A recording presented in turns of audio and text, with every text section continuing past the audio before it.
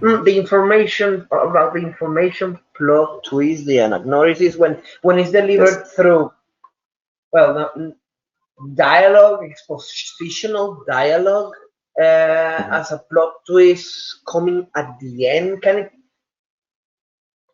it be done like in the first quarter of the story, because we need exposition, but doing it as a plot twist at the beginning, like Yes, for it could be example, done. Terminator, like in Terminator, the life of Sarah Connor gets totally shifted, and when they are in a short moment of peace, he's explaining what is happening, that he's coming from the future and that. You know,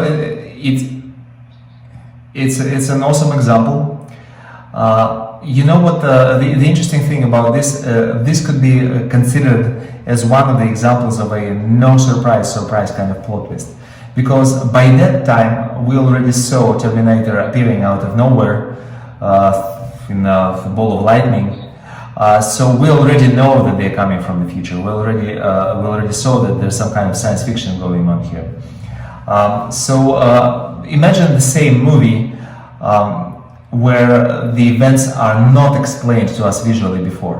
We just learn mysteriously that all women named Sarah Connor are being killed by an unknown person, and we didn't even see that person. We only start showing that there's this girl named Sarah Connor who lives, who works as a waitress, who lives with her roommate, and she's kind of sweet kind of girl, and she goes about her daily business. And then at work, somebody tells her, "Hey, look, your name is on the news. Somebody's killing all Sarah Connors in town." Then she realizes that some weirdo is hunting down everybody by her name. She's a little concerned, and then she is captured by the young guy who tells her that there's a Terminator from the future who's trying to kill her, and that's why that Terminator from the future killed all Sarah Connors in the phone booth. So if we start the story in that way, a very interesting effect would take place. That person who is telling her that would be perceived as a crazy maniac who made up the kind of insane story, and who potentially is the murderer of all Sarah Connors, and she is now being kidnapped by him, not rescued, but kidnapped.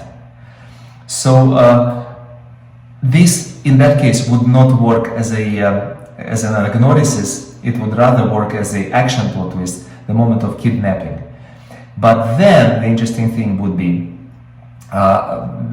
if we later show that he was telling the truth, and all of a sudden there's this massive Arnold Schwarzenegger character who starts shooting, and the guy who we believed was a crazy maniac is protecting her, and that all turns out to be true. That would become a very interesting thing, because in this case it would become the no surprise, and that would be a very effective way of delivering that reveal that Arnold Schwarzenegger is actually a real Terminator.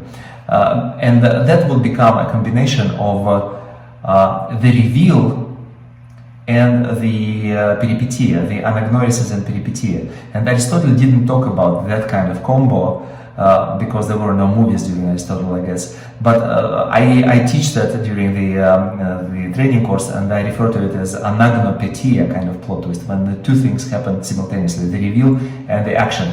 But we can, to answer your question directly, we can deliver the reveal at any point of the story through dialogue. It doesn't matter really. As long as we establish this structure, the false premise and the disproof, as long as the false premise is firm in the minds of our audience, we can deliver the disproof through dialogue legitimately, even if it's within the first minute of the story. Absolutely, there's no rule of that. So giving exposition, because eventually some stories need exposition, and yeah, we know it's sometimes boring, or people don't receive it well because it's a bunch of information. But giving in the exposition some of these kinds of plot twists would work. It most definitely 100% will work, even if we do it in the dialogue as long as that comes, that moment when we do that comes as a surprise. And that means that we probably established it earlier, we established the opposite thing earlier as a false premise, and then we deliver that bit of information as the reveal. I would need to think about how to do that, but what you just gave me is a very valuable thing. I'm going to brainstorm some examples. Like, you know, example, a couple of best friends are meeting in a coffee shop, and it's very early in the story. The best friend calls, "Hey, happy birthday! Let's go hang out in a coffee shop together. I have something to talk about." So the two best friends, the girlfriends show up. They meet in a coffee shop, and the girlfriend who invited her friend to talk says, "I slept with Joe. I have to tell you that, and I hope you don't mind because I know that you broke up." What I just said, "I slept with Joe. I hope you don't mind because you broke up." That's pure exposition. But it also violates the previously established false notion that these two are best friends, because all of a sudden we don't expect the best friends to sleep with Joe. We didn't even know that such thing as Joe even existed. But she reveals that, and all of a sudden it becomes a plot twist, because all of a sudden from the context of the situation we realize that a moment of betrayal happened, that our protagonist is shocked, and what is more shocking to us and to her is that she is still in love with that guy she broke up with, and the fact that her best friend slept with him is a heartbreak for her. And then we already have motivation embedded in that plot twist, because now, even though we didn't show that guy before, now she has to go find him and confront him about that, and that already puts the story on the rails and already has momentum building up, and we already want to see what happens next. So, and all of that happens through dialogue. And I just improvised an example. No, great. No, I was actually to ask that. So you can come up with patterns of story in a 5-10 minute moment. Actually, one of my strongest abilities probably as a teacher is my ability to come up with stories instantly when I need to demonstrate something. But I have to tell you that it's very difficult to me when I am speaking. I can do it instantly when I'm writing. I am smarter when I'm writing than when I'm speaking. So and to me, it's also the situation that English is not even my first language, so I mentally am translating from Russian to English and back. And in writing, it's actually my advantage because it allows me to find better words while I'm translating. But during the spoken situation, especially improvised situation like this webinar, that's very difficult. I actually was trying to challenge myself, to force myself to improvise. Throughout a few previous webinars, I deliberately came without any prepared information, tried to forget the examples that I had before, and had a bunch of inspiration triggers that I use sometimes, just, you know, something to a story prompt that I would apply the pattern of the plot twist and come up with something. But right now I didn't take any inspiration triggers with me today. I was too lazy, so that was pure improvisation. Came up on the spot. That improvisation came out of knowing all the logic and theory of all these plot twists.